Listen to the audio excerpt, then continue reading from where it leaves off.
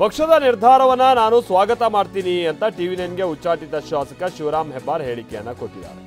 ಅಷ್ಟೇ ಅಲ್ಲ, ನಿಮ್ಮ ಮುಂದಿನ ನಡೆ ಏನು, ಮತ್ತೊಂದು ಇದು ಸಹಜವಾಗಿ ಪ್ರಶ್ನೆಗಳಿರುತ್ತವಲ್ಲ, ಕೂಡಲೇ ನಾನೊಂದು ಸುದ್ದಿಗೋಷ್ಠಿಯನ್ನ ಕರೆದು ನನ್ನ ಮುಂದಿನ ನಿರ್ಧಾರ ತಿಳಿಸ್ತೀನಿ ಅಂತಾನೂ ಹೇಳಿದ್ದಾರೆ. ಟಿವಿ9 ಜೊತೆಗೆ ಎಕ್ಸ್ಕ್ಲೂಸಿವ್ ಆಗಿ ಮಾತನಾಡಿದ್ದಾರೆ. ಏನ್ ಹೇಳಿದ್ದಾರೆ ಬನ್ನಿ ಕೇಳೋಣ. ಹೆಬ್ಬಾರ್ ಅವರೇ, ಈಗ ನಿಮ್ಮನ್ನ ಪಕ್ಷ ಉಚ್ಚಾಟನೆ ಮಾಡಿದೆ, ನಿಮ್ಮನ್ನ ಮತ್ತೆ ಎಸ್ ಟಿ ಸೋಮಶೇಖರ್ ಅವ್ರನ್ನ, ಏನಂತೀರಿ ಸರ್? ಅವತ್ತು ಹೇಳಿದ್ದೇನೆ, ಇವತ್ತು ಹೇಳ್ತೀನಿ. ಪಕ್ಷ ತೆಗೆದುಕೊಳ್ಳುವಂತ ನಿರ್ಣಯ ಸ್ವಾಗತ ಮಾಡ್ತೀನಿ ಅಂತ ಹೇಳಿದೀನಿ, ಸ್ವಾಗತ ಮಾಡ್ತೀನಿ.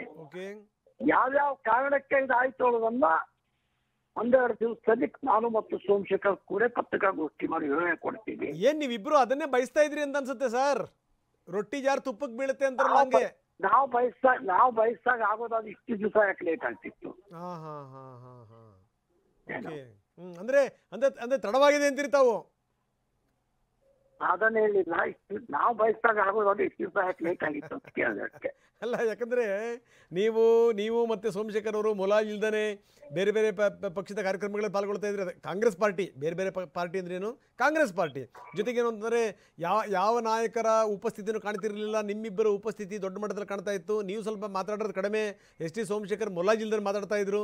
ಅಂತೂ ಇಂತೂ ಅದರ ಪರಿಣಾಮ ಈಗ ನೋಡಿ ಸರ್, ಈಗ ಈ ಉಚ್ಚಾಟನೆ ಮುಖಾಂತರ ಬಂದಿದೆ. ಒಂದು ಪಕ್ಷದಿಂದ ದೂರ ಹೊಡೆಯುವಂತ ಸನ್ನಿವೇಶದ ನಿರ್ಮಾಣ, ಅದಕ್ಕೆ ಕಾರಣ ಏನು, ನಿರ್ಮಾಣ ಏನಾಯ್ತು, ಇವೆಲ್ಲವೂ ಬೆಂಗಳೂರಿನಲ್ಲಿ ಬಂದು ಪತ್ರಿಕಾಗೋಷ್ಠಿ ಮಾಡಿ ಹೇಳ್ತೀವಿ. ಯಾವ ಬರ್ತೀರಿ ಹೆಬ್ಬಾರ್ರೆ?